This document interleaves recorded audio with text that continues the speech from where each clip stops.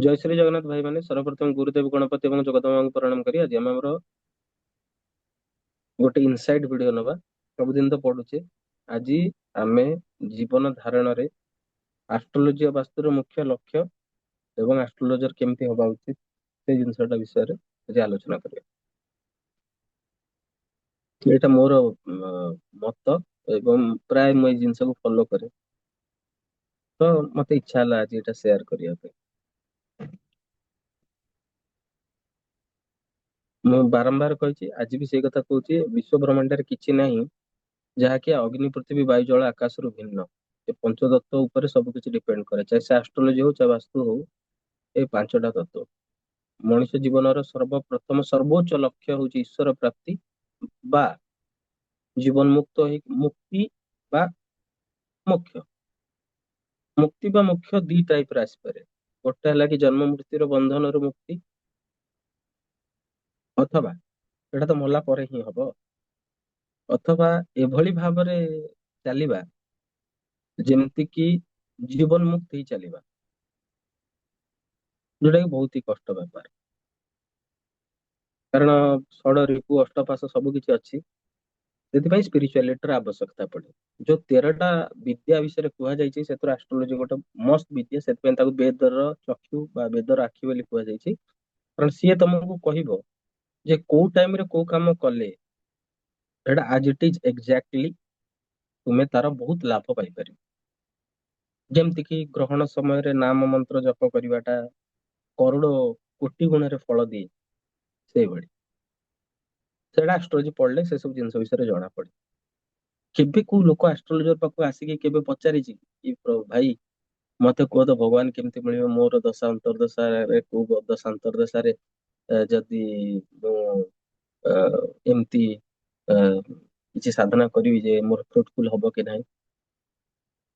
ପ୍ରତ୍ୟେକ ଲୋକ ମୁଖ୍ୟତଃ 6-7ଟା ଜିନିଷ ପାଇଁ ଆସନ୍ତି।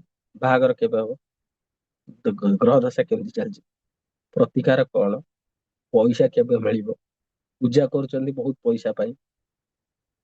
ମୁଁ କହୁନି ସେଗୁଡା ଭୁଲ, ମୁଁ କଣ କହୁଛି ସେଗୁଡା ଭୁଲ, ମୁଁ କହୁଛି ତାଙ୍କର ଇଚ୍ଛା ମାନେ ସକାମ ଜିନିଷ ନେଇକି ଜିନିଷ ଗୁଡାକ କରାଯାଉଛି କି ତାକି ଭୋଗଟା ପ୍ରପର ମାତ୍ରାରେ ହେଇପାରେ।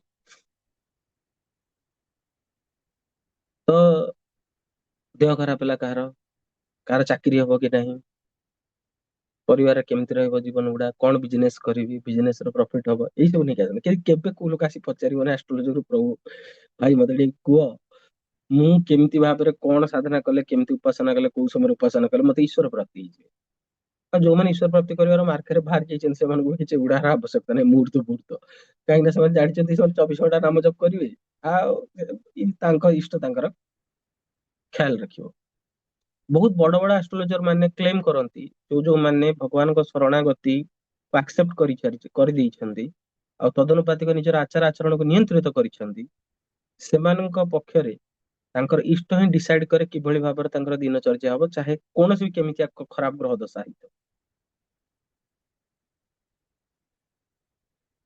ତେଣୁ ଆଷ୍ଟ୍ରୋଲୋଜି ଆଉ ବାସ୍ତୁର ମୁଖ୍ୟ ଲକ୍ଷ୍ୟ ହେଲା ଏଇ ସବୁ ଗୁଡାକୁ ବାଲାନ୍ସ କରିକି ବାଲାନ୍ସ ଲାଇଫ ବନେଇବା ନୁହଁ, ଜୀବନଟାକୁ ଭଲ ବନେଇବା ନୁହଁ, ସେଇଟା ତ ହେଲା ତାର ଲିଷ୍ଟ। କିନ୍ତୁ ତାର ଏଇ ମୁଖ୍ୟ ଲକ୍ଷ୍ୟ ହେଲା ଈଶ୍ୱର ପ୍ରାପ୍ତି। ତା ସହିତ ଚତୁର୍ବର୍ଗ ତ ରହିବ ହିଁ ରହିବ। ମୁଁ ମନା କରୁନି ଯେ ଏଗୁଡା ସବୁ ଖରାପ କଥା, ବଟ ମୁଁ ମୋର ଇନସାଇଟ ଟା କହୁଛି। ଏଇଠି ଏବେ ମୁଁ ବହୁତ ଇମ୍ପୋର୍ଟାଣ୍ଟ କଥାଟା କହିବି। ଯଦି ଏଇଟାକୁ ଆପଣ ମାନେ ବୁଝିପାରିଲେ ଧରି ପାରିଲେ ତାହେଲେ ଆପଣଙ୍କ ମାନଙ୍କ ପାଇଁ ଭଲ। ମୁଁ ବି କହୁନି କି ମୁଁ ଏଇଟା ସବୁ କରିକି ପୁରା ଉଖାଡିକି ତାଳ ଦେଇଛି, ମୁଁ ସେଇଟା ବି କହୁଛି। କିନ୍ତୁ ମୁଁ କିଛି କ୍ଷେତ୍ରରେ ମୋ ଜୀବନରେ ଇମ୍ପ୍ଲିମେଣ୍ଟ କରିକି ଦେଖିଛି କି ଆକ୍ଚୁଆଲି ଫର୍ମୁଲା ଟା କାମ କରୁଛି। ଯାହା ବନିବାର ଅଛି, ଯାହା ତମର ଲକ୍ଷ୍ୟ, ତାକୁ ପଜିଟିଭ ୱେରେ ଭିଜୁଆଲାଇଜ କରିବା ଷ୍ଟାର୍ଟ କରିଦିଅ। ତମେ ଭାବିଦିଅ ଶ୍ରୀମଦ ଭାଗବତ ଗୀତାରେ ଅର୍ଜୁନଙ୍କୁ ଗୋଟେ ଶ୍ଲୋକରେ ଭଗବାନ ଶ୍ରୀକୃଷ୍ଣ କହୁଛନ୍ତି, ଶ୍ଲୋକଟା ଆଜି ଏକ୍ଜାକ୍ଟଲି ମନେ ନାହିଁ ତେଣୁ ଅଧିକା ଜ୍ଞାନ ଦେଖେଇବିନି, କିନ୍ତୁ ଶ୍ଲୋକର ମିନିଂ ମନେ ଅଛି କି ଅର୍ଜୁନ ତୁ କଣ ଯୁଦ୍ଧ କରିବାକୁ ଏମିତି ହଉଛି, ସେମାନଙ୍କୁ ଅଲରେଡି ମୁଁ ମାରି ଦେଇଛି, ଭୀଷ୍ମ ଦ୍ରୋଣ କର୍ଣ୍ଣ ଏମାନଙ୍କୁ ସମସ୍ତଙ୍କୁ ମୁଁ ଅଲରେଡି ମାରି ଦେଇଛି। ତ ଶ୍ରୀକୃଷ୍ଣ ଏଠି କଣ ମାନିଫେଷ୍ଟ କଲେ କି ମୁଁ ଅଲରେଡି ଯୁଦ୍ଧ ଜିତି ଯାଇଛି। परब्रह्म परमात्मा अप्रोच टा देखो, पॉइंट नंबर 1। पॉइंट नंबर 2, वेदांत कहे यत भाव तद भवति। तुमर भाव जेमती सेटा ही बनिबो, सेटा ही हबो। मनुष्यर प्रॉब्लम कोउठ हुए, धारा बाहागर होनी कि ताको जिनिस किछि मिलुनी, सी गो करे ना से जिनिस पे रिपेट करे, हलानी हलानी हलानी हलानी हलानी हलानी, हौनी हौनी हौनी, हबो केबे हबो देखिबा, हबो हबो हबो। तो तमे यूनिवर्स को कौन भाइब्रेशन देलो। आ मन रख, कौन भी जोग बिना आकाश तत्वर, कौन भी मैनिफेस्टेशन बिना आकाश तत्वर ब्लेसिंग रे फलित हेबो नाही। कौन भी मैनिफेस्टेशन बिना आकाश तत्वर ये फलित हेबो नाही। एटा टॉप मोस्ट सीक्रेट, आठ बड़ सीक्रेट किछि नाही। ମୁଁ ଜାଣିଛି ଏଟା କହିଲା ପରେ ବି ଯୋଉମାନଙ୍କର ଶନିଶ୍ୱର ମହାରାଜ ଷ୍ଟ୍ରଙ୍ଗ ନଥିବ ସେମାନେ ତାକୁ ଧରି ହିଁ ପାରିବେନି, ସେମାନେ ଖାଲି ଗପ ଭାବିକି ଭୁଲିଯିବେ। ତ ଶ୍ରୀକୃଷ୍ଣ କଣ କଲେ, କହିଲେ ଯେ ମୁଁ ଅଲରେଡି ମାନଙ୍କୁ ମାରି ଦେଇଛି, କିନ୍ତୁ ସେ ହଉଛନ୍ତି ସାରଥୀ, ସେ କିନ୍ତୁ ଶପଥ କରିଛନ୍ତି ମୁଁ ଯୁଦ୍ଧ କରିବିନି। ସେ ଅର୍ଜୁନ କହୁଛନ୍ତି ମୁଁ ଅଲରେଡି ୟାଙ୍କୁ ମାରି ଦେଇଛି, ମାନେ ଯୁଦ୍ଧର ଫଳାଫଳକୁ ସେ କହିଦେଲେ। ତମକୁ ଭଗବାନ ଥିଲି, ସେ କହିଦେଲେ, ଅସୁବିଧା କଣ ହେଲା ନା। ତାଙ୍କୁ ଏମିତି କୁହାଯାଏନି କି କୃଷ୍ଣଙ୍କୁ ବନ୍ଦେ ଜଗତଗୁରୁ, ଥୋଡି ନା ଏମିତି କୁହାଯାଏ। ଯଦି ଗୀତାକୁ ଗୋଟେ ଭର୍ସ ହିସାବରେ ପଢିବା ତ ପରବ୍ରହ୍ମ ପରମାତ୍ମା କହିଛି, କିନ୍ତୁ ଏଇଟା ତ ବାର୍ତ୍ତା ଦି ଜଣଙ୍କୁ ନା, ଗୋଟେ ଗୁରୁ ଗୋଟେ ଶିଷ୍ୟକୁ ଶିକ୍ଷା ଦଉଛି କି ଭାଇ ଦେ କର୍ତ୍ତବ୍ୟ କର୍ମ କର, କେମିତି କରିବୁ ସେଇଥିରେ ବହୁତ ସାରା ଶ୍ଲୋକ କୁହାଯାଇଛି। ଏବେ ପଏଣ୍ଟ ନମ୍ବର 2 କୁ ଯିବା। କହିଲି ଯଦ ଭାବ ତଦ ଭବ, ଯାହା ବନିବାର ଅଛି, ଯାହା ପାଇବାର ଅଛି, ଚାहे ସେ ମ୍ୟାଟରିଆଲିଷ୍ଟିକଲି ହଉ ଚାहे ସ୍ପିରିଚୁଆଲି ହଉ, ତମେ ଭାବି ନିଅ ଯେ ତୁମେ ସେଟା ଅଲରେଡି ପାଇଯାଇଛ। ଧର କାହାକୁ କୃଷ୍ଣ ଦରକାର, ସେ ଭାବିଦବ କି ମୁଁ ଅଲରେଡି କୃଷ୍ଣଙ୍କ କୋଳରେ ଅଛି ବା କୃଷ୍ଣଙ୍କ ଶ୍ରୀପାଦ ପଦ୍ମରେ ଅଛି, ମୁଁ କୃଷ୍ଣଙ୍କର ଦାସ। ଏଇ ଭାବଟା କଣ୍ଟିନ୍ୟୁଅସଲି ତମେ ଭାବିଛ।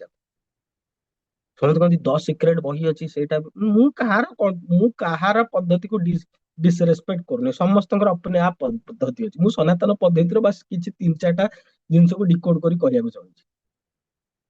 କି କଣ୍ଟିନ୍ୟୁଅସଲି ବସି ଓଭର ଥିଙ୍କ କରିବ, ମୋର ଏଇ ଜିନିଷଟା ହେଲାନି, ମୁଁ ଯାହାକୁ ଭଲ ପାଉଥିଲି ସିଏ ମିଳିଲାନି, ମୁଁ ଯାହାକୁ ଯୋଉ ଘର କିଣିବି ବୋଲି ଭାବୁଥିଲି ମିଳିଲାନି, ମୁଁ ଏଇ ଜିନିଷ ଚାକିରି ପାଇବାକୁ ଚାହୁଁଥିଲି ହେଲାନି, ମୁଁ ଯୋଉ 20 କୋଟି ଟଙ୍କା ଇନକମ କରିବାକୁ ଚାହୁଁଥିଲି ହେଲାନି। ଏବେ ତମେ ୟୁନିଭର୍ସକୁ ଭାଇବ୍ରେସନ ଦଉଛ ନି ନି ନି, ହେଲାନି ହେଲାନି ହେଲାନି ହେଲାନି ହେଲାନି, ୟୁନିଭର୍ସ ତମକୁ ରିପେଣ୍ଡ କଣ ଦବ,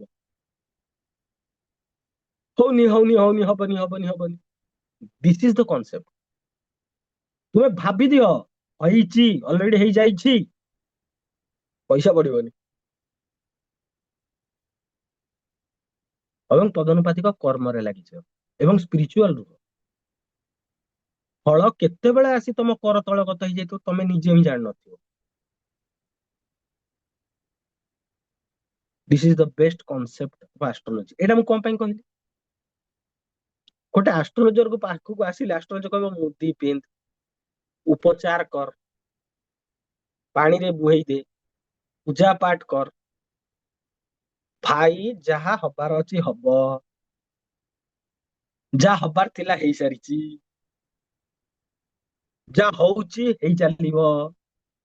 କାହାର ବାପାର ସାଧ୍ୟ ଅଛି କୃଷ୍ଣର ଯୋଜନାକୁ ଏପଟ ସେପଟ କରିକି ସେ ତାର ଜୀବନ ମାନେ ଏଟା କମେଇ ଦବ। ଭାଇ ଆଷ୍ଟ୍ରୋଲୋଜି ପ୍ରୋବ୍ଲେମ ଅଛି, ଫେସ୍ ଦ ଚ୍ୟାଲେଞ୍ଜ। ଆଉ ସେ ଚ୍ୟାଲେଞ୍ଜ ଭିତରେ ଖାଲି ତମେ କାନ୍ଦି କହିବ ହେଲାନି ହେଲାନି, ହବନି ହବନି, ହଉନି ହଉନି, ସେଇଟା ତମର କଣ ହବ। ତମେ ଯାହା ୟୁନିଭର୍ସକୁ ଭାଇବ୍ରେସନ ଦଉଛ, ଆକାଶ ତତ୍ତ୍ୱ ସେଇ ରିଭାଇବ୍ରେସନରେ ତମକୁ ସେ ସେଣ୍ଡ କରିଦଉଛି। ଯିଏ ଓଭର ଥିଙ୍କିଂ କରୁଛି ତାକୁ ଓଭର ଥିଙ୍କିଂ ହିଁ ମିଳିବ, ଯିଏ ଭଲ କଥା କହୁଛି ତାକୁ ଭଲ କଥା ହିଁ ମିଳିବ, ଯିଏ ଭଲ କାମ କରୁଛି ତାକୁ ଭଲ କାମ ହିଁ ମିଳିବ, କାରଣ ସିଏ ସେ ଜିନିଷର ଭାଇବ୍ରେସନ ୟୁନିଭର୍ସକୁ ସେଣ୍ଡ କରୁଛି। ଏ ବିଶ୍ୱ ବ୍ରହ୍ମାଣ୍ଡର 1000 ପ୍ରକାର ଭାଷା ଅଛି। ଈଶ୍ୱରକୁ କୋଉ ଭାଷା ଜଣା ନାହିଁ, ସେ ତ ସବୁର ସୃଷ୍ଟିକର୍ତ୍ତା। ସେ କେବଳ ଗୋଟେ ଜିନିଷ ଚେକ୍ କରେ। ମୁଁ ଯେତେବେଳେ କେତୁ ବିଷୟରେ ପଢେଇଥିଲି ମୁଁ ଗୋଟେ ଜିନିଷ ଚେକ୍ କରିଥିଲି, କହିଥିଲି କି ଦେଖ କେତୁକୁ କିଛି ଇମ୍ପୋର୍ଟାଣ୍ଟ ଲାଗେ, କେତୁକୁ ଭାବ ଇମ୍ପୋର୍ଟାଣ୍ଟ ଲାଗେ, ଇଣ୍ଟେନସନ ବିହାଇଣ୍ଡ ୟୋର ୱାର୍କ। ମୋ ବାପା ମାଙ୍କ ବୁଢା ବୁଢୀ ହେଇଯାଉଛନ୍ତି, ମୋର ଚାକିରି ହଉନି, ମୁଁ କରିପାରୁନି, କରିପାରୁନି, ମୋର ହେଲାନି, ହବଟି, ହେବ କି ନାଇଁ? ଆରେ ଭାଇ ତୁ ଭାବେ ନା, ତୁ ଚାକିରି କରିଦେଇଛୁ, ତୁ ଭାବେ ନା ତୋର ଜବ ହେଇଯାଇଛି, ମୁଁ ମୋ ବାପାଙ୍କୁ ଖୁସିରେ ରଖୁଛି। ଯଦି ତୁ ଏଇଟା ବି ଭାବି ପାରୁଛୁ କି ମୁଁ କରିପାରୁନି କରିପାରୁନି କରିପାରୁନି, ତ ଏଇଟା ତାହେଲେ ଭାବ କି ମୋର ହେଇଯାଇଛି ଅଲରେଡି, ମୁଁ ମୋ ବାପାଙ୍କୁ ଖୁସିରେ ରଖିଛି। ଏଇ ଭାବ ରଖି ପାଠ ପଢିବା ଆରମ୍ଭ କର। ମୋର ସିମ୍ପଲ କହିବାର କଥା, ଯେମିତି ଗୋଟେ ଟେକାଟେ ପାଣିରେ ଫୋପାଡିଲେ ପାଣିରେ ତରଙ୍ଗ ଖେଳେ ଏବଂ ତରଙ୍ଗ ଲାଷ୍ଟରେ ମାଡ ହେଇକି ପୁଣି ସେଇ ସେଣ୍ଟର ପଏଣ୍ଟ କୁ ଫେରେ, ତମ ଭାଇବ୍ରେସନ ଯାହା ତମ ବଡି ରେଡିଏଟ କରୁଛି ସେଇଟା ସେମିତି ୟୁନିଭର୍ସ କୁ ଯାଏ, ତମ ପାଖକୁ ସେମିତି ଭାବରେ ଫେରେ।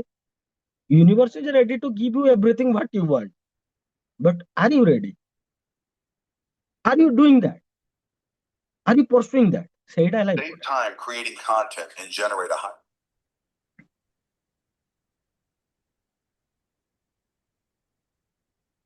ତେଣୁ ଆଷ୍ଟ୍ରୋଲୋଜିକୁ ଏମିତି ହବା ଉଚିତ ଯେ କି ସତ୍ୟ ବଚନ କହୁଥିବ ଏବଂ କହୁଥିବ ବାପା ତୁ ରିମେଡି କଲୁ ଯେ, କିନ୍ତୁ ଯୋଉଟା ଫିକ୍ସ ଡେଷ୍ଟିନି ସେଥିରେ ମୁଁ ହାତ ମାରି ପାରିବି କି, ସେଇଟା ଚେଞ୍ଜ ହବନି। କିନ୍ତୁ ଭଗବାନ ଯଦି ମଣିଷ ଭିତରେ, ପ୍ରତ୍ୟେକ ମଣିଷ ଭିତରେ ଏଇ ଗୋଟେ ପସିବିଲିଟିସ୍ ଦେଇଛନ୍ତି କି ସିଏ ସାଧନା ମାଧ୍ୟମରେ ଈଶ୍ୱରକୁ ବି ପ୍ରାପ୍ତ କରିପାରିବ, ତାହେଲେ ଗ୍ରହ ନକ୍ଷତ୍ର ରାହୁ କେତୁ, ରାହୁ ମହାରାଜ, କେତୁ ମହାରାଜ, ଶନି ମହାରାଜ, ମଙ୍ଗଳ ମହାରାଜ, ଯେତିକି ସବୁ ତାଙ୍କର ନେଗେଟିଭ ଇମ୍ପାକ୍ଟ ଅଛି ତାକୁ ବି ସେ ରୋକିପାରିବ। ପ୍ରୋବ୍ଲେମ କଣ ହୁଏ ନା, ଯେତେବେଳେ ପରିସ୍ଥିତି ବିପରୀତ ଥାଏ, ମଣିଷର କନସିୟସନେସ ଲେଭେଲ ଏତେ ଡାଉନ ଥାଏ ଯେ ସେ ପରିସ୍ଥିତିର ଚାପରେ ପଡି ସବୁବେଳେ ସେ ଜିନିଷଟାକୁ ଓଭର ଥିଙ୍କ କରେ, ନେଗେଟିଭିଟିଟାକୁ ଓଭର ଥିଙ୍କ କରେ। ଗ୍ରହଙ୍କୁ ସେଇଆ ହିଁ ଦରକାର, ଭାଇ ତମର ପରିସ୍ଥିତି ଖରାପ କରେଇକି ତମର ମାଇଣ୍ଡରେ ନେଗେଟିଭିଟି ଟା ଟୁଙ୍କିନି ଭରିଦେବେ, ଯେମିତି ମୁଣ୍ଡରେ ଟୁଙ୍କିନି ନେଗେଟିଭିଟି ଭରିଦେବେ, ସିଏ ତମେ କଣ କଲ ନା, ତମେ ସେଇଆକୁ ଭାବିଲ ଭାବିଲ ଭାବିଲ ଭାବିଲ, ୟୁନିଭର୍ସ ତମକୁ ଦେଲା ଦେଲା ଦେଲା, ତମେ ଭାବିଲ ହଉନି ହଉନି, ୟୁନିଭର୍ସ କହିଲା ତୁ କହିଲୁ ହଉନି ହଉନି ତ ତଥାସ୍ତୁ।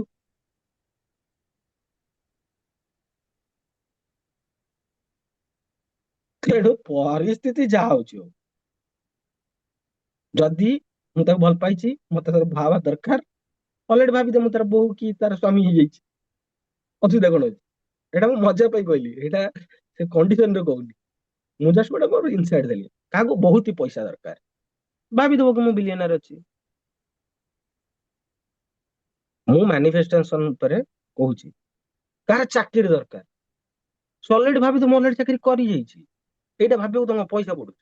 This is the best remedy to get rid of all the negative solution. ତମକୁ କେଡେ ବିହିଆ କଥା ଗୁଡା କହୁଛ କିଓ? ପରିସ୍ଥିତି ଆଡେ ଅସୁବିଧାରେ ପଡୁଥିବ ମୁଁ ଭାବିବି, ସେଇଟା ହୁଏନି, ସେଇଟା ହିଁ ତ ଚ୍ୟାଲେଞ୍ଜ, ସେଇଟା ହିଁ ତ ଚ୍ୟାଲେଞ୍ଜ। ମୁଁ କଣ କହୁଛି, ମୁଁ କରିଦେଇଛି ସେ ପର୍ଯ୍ୟନ୍ତ, ମୁଁ ତ କହୁନି ସେ କଥା, ମୁଁ କରିଥିଲେ ମୁଁ ମୋର ବହୁତ ବଡ ହେଇଥାନ୍ତି। ମୁଁ ସେଇଟାକୁ ରିଏଲାଇଜ କଲି କି ଏଇ ଜିନିଷଟା ଛୋଟ ଛୋଟ ଜିନିଷରେ ଯେତେବେଳେ ଇମ୍ପ୍ଲିମେଣ୍ଟ କଲି କି ସେ ତାର ରେଜଲ୍ଟ ଏତେ ସୁନ୍ଦର ଭାବରେ ୟୁନିଭର୍ସ ତମକୁ ହାତରେ ଥାଳିରେ ଆଣି ସଜେଇକି ଦଉଛି, ଯଦି ଛୋଟ ଛୋଟ ଜିନିଷ ଦେଇପାରୁଛି, ବଡ ବଡ ଜିନିଷ କଣ ପାଇଁ ନ ଦବ?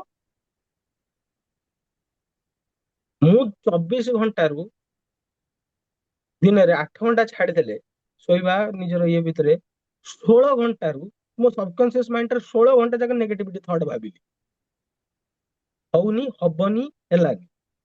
ୟୁନିଭର୍ସ ତମକୁ ଲାଗୁଛି ପଜିଟିଭ ଜିନିଷ ଦବ, ଯଦି ବି ଭାବିଲି କି ହେଇଯାଉଛି ବୋଲି, ତା ଭିତରେ ଏତେ ଡାଉଟ ରଖିଲି ନିଜର, କରିପାରିବିଟି, ହବଟି।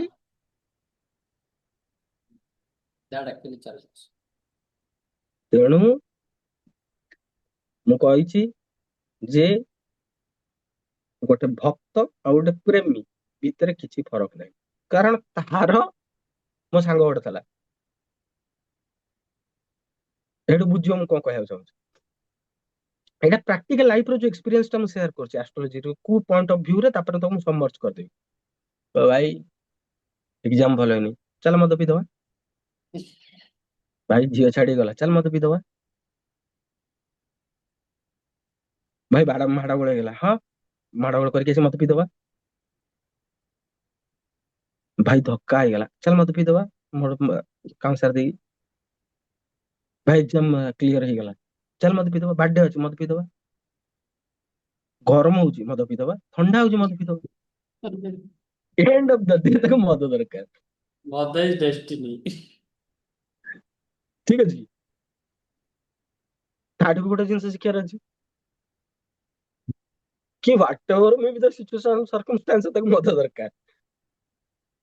ଯଦି ସିଏ ଏ ଗୋଟେ ଜିନିଷ ପ୍ରତି ଏତେ ଆଟାଚ ଯେ ୱାଟ ଏଭର ମେ ବି ଦ ସିଚୁଏସନ ସରକମଷ୍ଟାନ୍ସେସ ସେଇଟା ତାକୁ ଦରକାର, ତାହେଲେ ଆମେ ମାନେ ଏତେ ପଛୁଆ ବର୍ଗର ଅବନତ ଚିନ୍ତାଧାରାର ଲୋକ ଯେ ଆମକୁ ଯୋଉଟା ଦରକାର ନେଗେଟିଭିଟିର ପ୍ରେସରରେ ଆମେ ସେଇ ଜିନିଷଟାକୁ ଭୁଲିଯିବା, ଆଉ ତାପରେ ଡାଉଟ କରିବା, ସନ୍ଦେହ କରିବା, ଆଉ ଆମେ ଆମ ଉନ୍ନତିର ବାଧକ ହେଇ ବସିବା।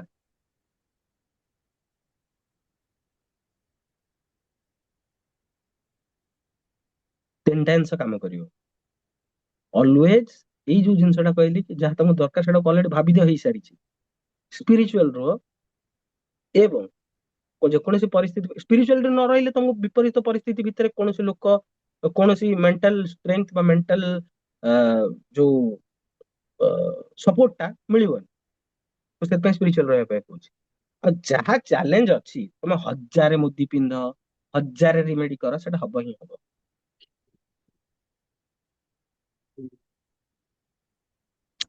ନଲିଫାଇ ହେଇପାରେ, ତାର ଏଫେକ୍ଟ କମିପାରେ, ବଟ ହବ, କିଏ ରୋକିପାରିବେ।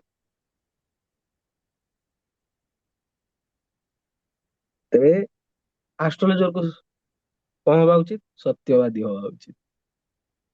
କି ଭାଇ ତୁ ମୁଦି ପିନ୍ଧି ଯେ ହବ କିନ୍ତୁ। ସେ କହ ତମେ ମୁଦି କାହିଁ ଦେଲ? ଆବେ ମୁଦି ଦେଲି କମେଇବା ପାଇଁ, ପୂଜା ପାଠ ଦେଲି କମେଇବା ପାଇଁ। ଆଉ ତୁ କହିବୁ ତୋର ଅନନ୍ତ ଜନ୍ମର କର୍ମ ଫଳ ମୁଁ 2 ସେକେଣ୍ଡରେ କାଟିକି ଥୋଇଦେବି, ହେଇଯିବ? ମୂର୍ଖ କଥା, ଖାଲି ଭୂତ ବନେଇବା କଥା ଲୋକଙ୍କୁ। ଏବଂ ଆଷ୍ଟ୍ରୋଲୋଜି ବାସ୍ତୁ ହେଲ୍ପ କରିବ ଏଇ ପଜିଟିଭିଟି ଟାକୁ ତମ କନସିୟସନେସ ରେ ମେଣ୍ଟେନ କରି ରଖିବା ପାଇଁ। ଆଉ ମନେ ରଖ, ଶ୍ରୀ ଶ୍ରୀ ଚଣ୍ଡୀରେ ଗୋଟେ ପଞ୍ଚମ ଅଧ୍ୟାୟରେ ଗୋଟେ ଶ୍ଲୋକ ଅଛି, ୟା ଦେବୀ ସର୍ବଭୂତେଷୁ ଚେତ ନିତ୍ୟ ବିଧୀୟତେ ନମସ୍ତସ୍ୟୈ ନମସ୍ତସ୍ୟୈ ନମସ୍ତସ୍ୟୈ ନମୋ ନମଃ। ଠିକ ଅଛି ନା? ଯୋଉ ଦେବୀ ମୋର ଚେତନାର ଅଧିଷ୍ଠାତ୍ରୀ ଦେବୀ, ମୁଁ ସେ ଚେତନା ଟାକୁ ଯଦି ନେଗେଟିଭ କରିଦେବି, ଆଉ ସବୁ ବିପରୀତ ପରିସ୍ଥିତି ଭିତରେ ସେ ବିପରୀତ କଥା ହିଁ ଭାବିବି ଏବଂ ସନ୍ଦେହ କରିବି ତା ଉପରେ, ତାହେଲେ ଭାବୁଛ ସେଇ ପରମା ପ୍ରକୃତି, ୟୁନିଭର୍ସ ତ ପରମା ପ୍ରକୃତି ନା, ସେ ତମକୁ ବ୍ଲେସ କରିବ କି ତୋର ଭଲ ଭଲ ଜିନିଷ ମିଳିଯିବ, ତୋର ହେଇଯିବ?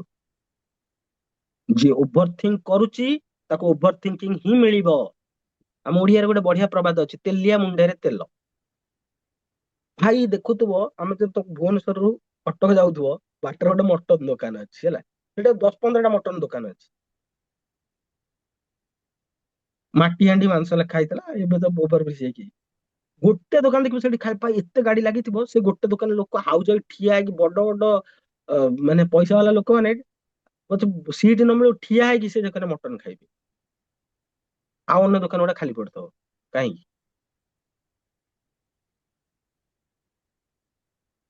ମାନେ ଯୋଉଠି ଅଧିକା ସେଇଠି ହିଁ ଭଗବାନ ଅଧିକ ଦେବେ। ବାସ୍, ଯୋଉଠି ତେଲ ତେଲ ଲାଗିଛି ଅଲରେଡି ସେଇଠି ହିଁ ତେଲ ଢଳା ହବ। जिसके पास आ रहा है वो ज्यादा है। ଯୋଉଠି ତେଲ ଲାଗିଛି ସେଇଠି ଢଳା ହବ। ତମେ ଭାବିବନି ଯୋଉଠି ତେଲ ନାହିଁ ସେଠି ଦେଇଦବ, ୟୁନିଭର୍ସର ଏଇଟା ହେଲା ୟୁନିଭର୍ସାଲ ଲ। हाँ सर। ମୁଁ ଯୋଉଟା କହୁଛି ମୋର ଏଟା ଟେଷ୍ଟେଡ ଚେକଡ ଭେରିଫାଇଡ ଓକେ ଫ୍ରମ ଲୋକ, ତମେ ଇମ୍ପ୍ଲିମେଣ୍ଟ କରି ଦେଖ हम्म ତମ ଛୋଟ ଜୀବନରେ। राइट। ମଝିରେ ଗୋଟେ ପ୍ରବାଦ ଉଠିଲା, ମହାଦେବଙ୍କ ପାଖରେ କାହିଁ କ୍ଷୀର ଅଧିକା ଢଳା ହଉଛି, ଆଉ କାହାକୁ କାହିଁ ଢଳା ହଉନି। ମୁଁ ତ କହିଲି ଅଲରେଡି ତେଲିଆ ମୁଣ୍ଡରେ ତେଲ। ତାପରେ ଲୋକ ଆହୁରି ଯାଇ ଛାଡିଲେ। ମୁଁ କହୁନି ଏ ପ୍ରସ୍ପେକ୍ଟିଭ ଟା ମୋର କରେକ୍ଟ, हाँ हम लोग। ମେ ବି ମୁଁ ଭୁଲ ହେଇଥାଇପାରେ, ମୁଁ ମୋ ଏକ୍ସପିରିଏନ୍ସ ଟା ସେୟାର କରୁଛି। हम्म। ବଟ କରିକି ତ ଦେଖ, ଏତେ ଦିନ ଯୋଉ ସବୁ କରିକି ତମେ ସବୁ ସଫଳତା ପ୍ରାପ୍ତ କରିଛ, ଏଇଟା କରିକି ଦେଖି ସଫଳତା ପ୍ରାପ୍ତ କରିବାର ମାଧ୍ୟମ ଟା ଦେଖ। ଦିନ ଭିତରୁ ମୁଁ ଯଦି 10 କନସିୟସନେସ ର 16 ଘଣ୍ଟାରୁ 14 ଘଣ୍ଟା ନେଗେଟିଭିଟି ଭାବିଲି, ଆଉ ଏକ୍ସପେକ୍ଟ କଲି ମୋ ସହିତ ପଜିଟିଭ ରେଜଲ୍ଟ ହବ, ଇମ୍ପସିବଲ। ଆଉ ଯଦି ବି ହେଲା ବହୁତ ଡେରିରେ ହବ। ତ ଷ୍ଟାର୍ଟ ଡୁଇଂ ଦିସ୍ ଓନଲି। ତ ଆଜିର ସେସନ ପାଇଁ ଏତିକି। ସମସ୍ତଙ୍କୁ ଜୟ ଶ୍ରୀ ଜଗନ୍ନାଥ।